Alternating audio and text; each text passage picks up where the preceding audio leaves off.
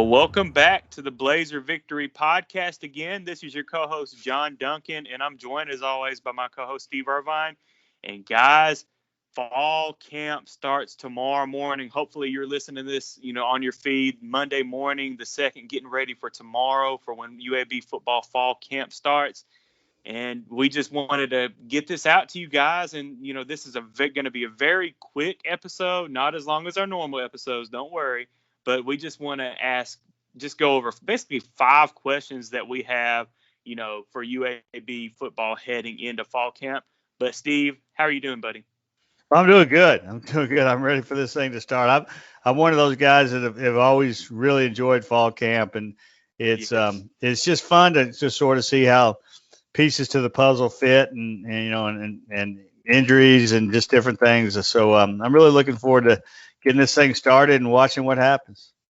Definitely. And, the start of fall camp means, hey, we're about a month away from that opening kickoff game down in Montgomery against Jacksonville State.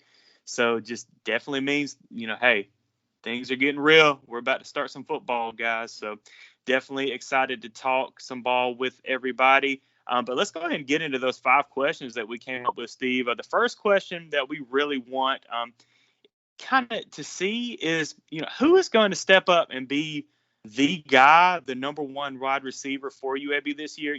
We kind of hit on in our offensive preview, which, by the way, guys, definitely go back and listen to our last 2 episodes, our offensive preview and defensive special teams preview after this.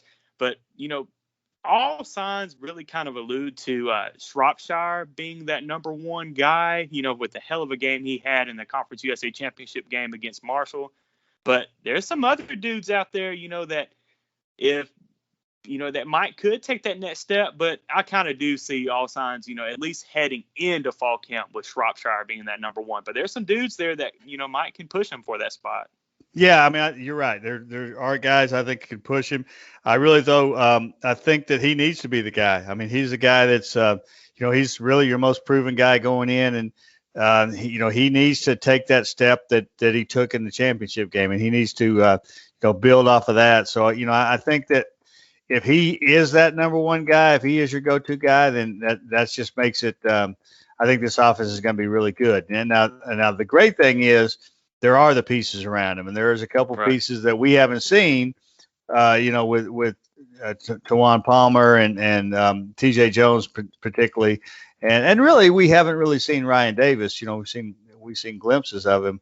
But I think that Shropshire is talented enough. And, I went back and listened to our podcast from after the championship game. And I kind of forgot about this. It was something we talked about during that was every catch he made was big time in that game. I mean, there was nothing easy. He didn't have a little 3-yard out or 5-yard out that I mean, every catch was big time catch, and just to see that his ability in that game, on a cold night, on a night that they didn't have Austin Watkins, and they did things to take Myron Mitchell away, and he was a little banged up too.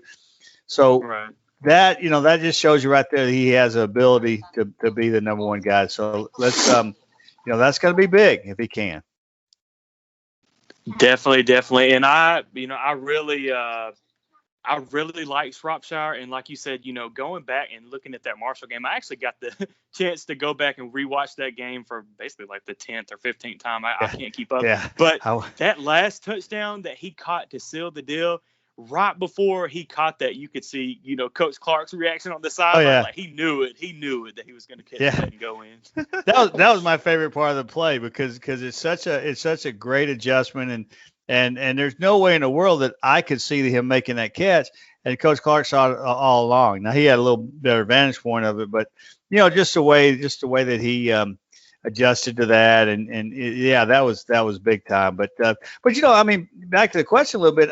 I think the one thing that helps is even though you need one guy to step up, kind of be the go-to guy. I think that's always important.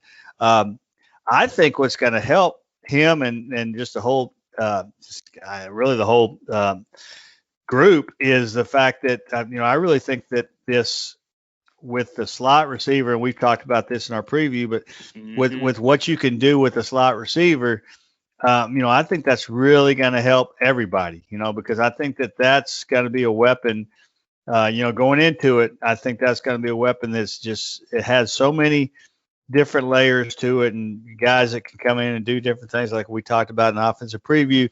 So I think that's going to help somebody step up on the outside to be maybe the go-to guy. Shropshire, is obviously the number one candidate. But I mean, when you can do different things, put so much pressure from the slot position, which I think they have capability of doing, then I think that's going to help. That's going to help everybody.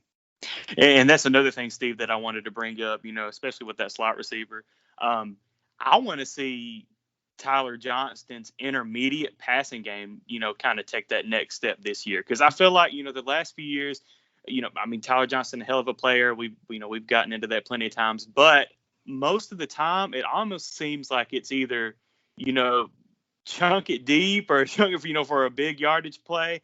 I want to see him be able to kind of get that 10 to, 15-yard route game, under control at the quarterback position. And I do think that, having the slot receiver be used more effectively this year, hopefully will be able to, help contribute to Johnston to be able to develop in the intermediate passing game.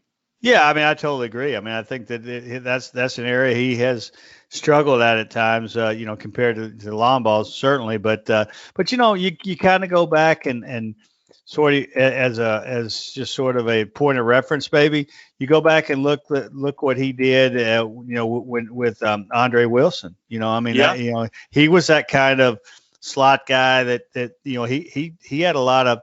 He caught a lot of short passes that turned into big plays because of the way he could, run the ball afterwards. So you sort of look, that can, again, that's sort of a point of reference.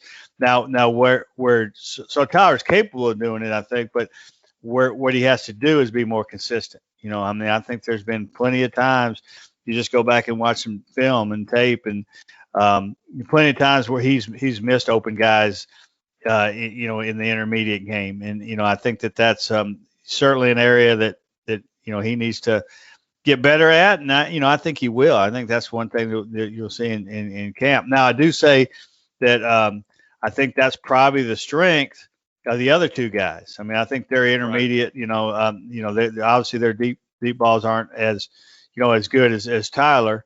Not that they don't have the arm strength, I don't think they don't have the accuracy that Tyler has, and that not many people in this conference have the deep ball accuracy as Tyler Johnston.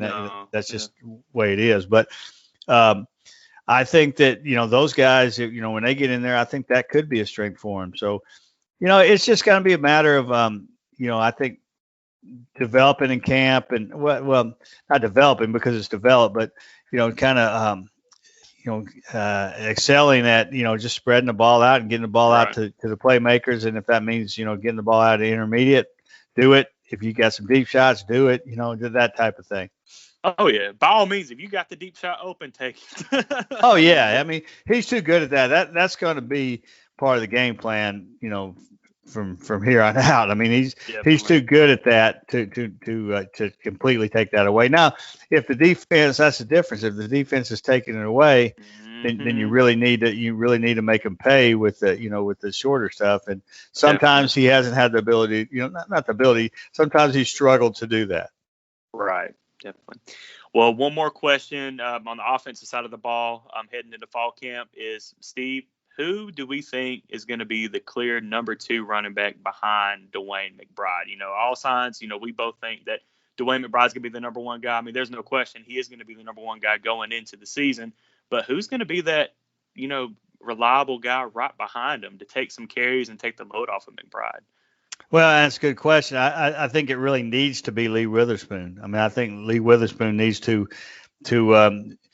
show what to live to what his capability, what his promise is. I think that if Lee Witherspoon is the number 2 guy, there's a home run hitter. There's a guy, big play ability, right? Every time he touches the ball. So if he establishes himself as that number 2 guy, which means, when you establish yourself as a number 2 guy, that doesn't just mean you do big things when you get the football in your hands. That means you got to be out there, pass blocking. You got to be you got to be catching the ball. You got to be doing You got to fake. I mean, you got to be a well-rounded guy, and I think that if Lee Witherspoon can establish himself as that, that's huge. And that's not to say that Lucius Stanley's not going to be a big part of this, because Lucius Stanley. I say this every year going into the year. Every year I've said this. At some point, Lucius Stanley's going to help you win a ball game. Yes. At some point, and that's what's been great about Lucius Stanley is he's never had the chance to be the full guy, the number one, the main guy, but every year you can look at the game and go, they don't win that game if Lucius Stanley doesn't do this. Right. Every year. I mean, it's happened every year, and so he's still going to be a big part. I mean, there's no doubt about it, and Larry Wooden might have a chance, and AJ Gates we talked about, but I think it's going to be huge if we're talking on September 30th or whatever it may be, and Lee Witherspoon has solidly made himself the number 2 guy. I think that's huge.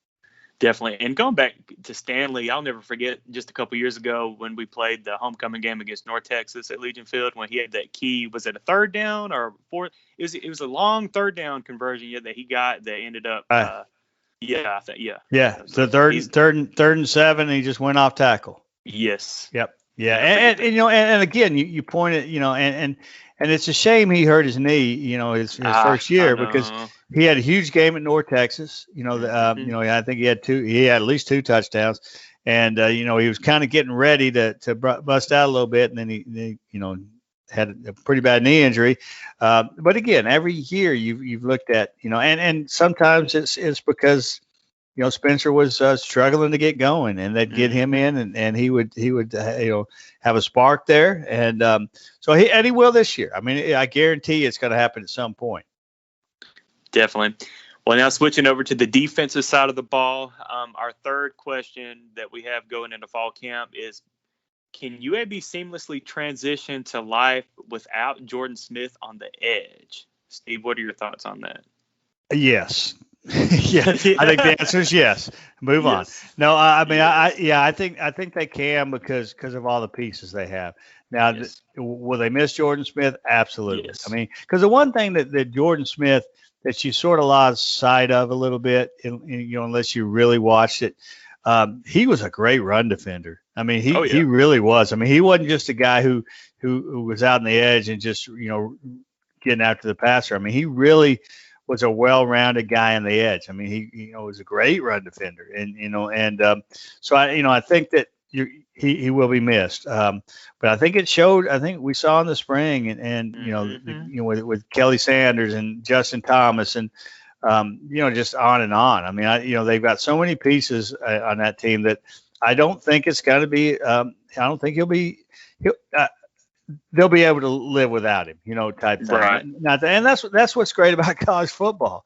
Is, you don't have, you're not saying something bad about the guy that just left because you think you'll be okay, because he was a tremendous player.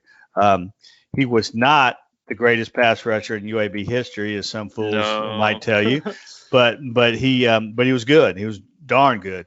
But I just think, again, Kelly Sanders, showed what he's capable of, and Justin Thomas and Alex Wright too. Yeah, Alex Wright. I mean, you just go down and listen. And I think too that one thing that helped Jordan Smith and has helped, and we've talked about this many times, is they still got those guys inside, creating pressure inside too. So no, I think they'll be fine without Jordan Smith.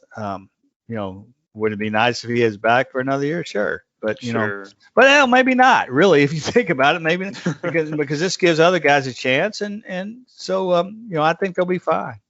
Definitely. All right. Well, another question on the defensive side of the ball. How does Chris Moe and Dajon Turner adjust to their new roles on the defense? Now, that's a good question. That's one I really want to watch during camp, and and certainly early in the season. Obviously they're playing positions that they've played before, because I really think, and they haven't said this, but I really think Chris Moe will definitely, just go back to that star type position. Yeah. Dajon Turner, I think is he's played safety before, and he can do both. But I think what's going to be The reason why I think it's going to be fine is this defensive coaching staff is so good that they're going to put those guys in positions where they're going to help. I mean, where they're going to excel. And so it'll look a little different than it has the last 2 years what those guys are doing. But I think it'll be business as usual for both of them. Now the one thing that you do run into a little bit is the rotation type thing, because the one thing when Mole was inside, he didn't really have a guy behind him that would push him, or push for playing time as much. And the same with Dijon at the star position, even though they had a couple guys that played well at the star position, but those guys were so good that you knew that the rotation was the only time they came out of the rotation was if they were tired or hurt, and or came out. So it's going to be interesting to see how you keep those guys in the game with also giving other guys an opportunity. That, to me, that's a bigger story than can they how different they'll look, because they're going to make plays wherever they are. I mean, I've said this before, and I really believe it. You put Chris Mole at nose guard, and that sucker's going to make some plays. I mean, it doesn't matter. You put him wherever, he's going to make some plays. And Dijon Turner's the same way. I mean, Dijon Turner, you put him wherever you're going to put him, they're going to make plays. So, and we'll see a lot of that this fall. Very well said. Well, one more question. Will the depth chart be fluid during fall camp this year? And I feel like that's a definite yes. Yeah. And I can't tell you how many times that Coach Clark, in conversations I've had with Coach Clark over the years, that how he really enjoys that in fall camp, that he believes in a fluid depth chart. I mean, daily. I mean, when that things change daily. Now the difference is this year to in the past, that's something he loves to live by. But in a way, it was kind of just talk, because there wasn't, there were a lot of positions that you really couldn't be fluid with, because the first guy was so much better than the second guy, or even the second guy so much better than the third guy. But in this case, there's not a whole lot of difference between first and second, and really first and third at some positions.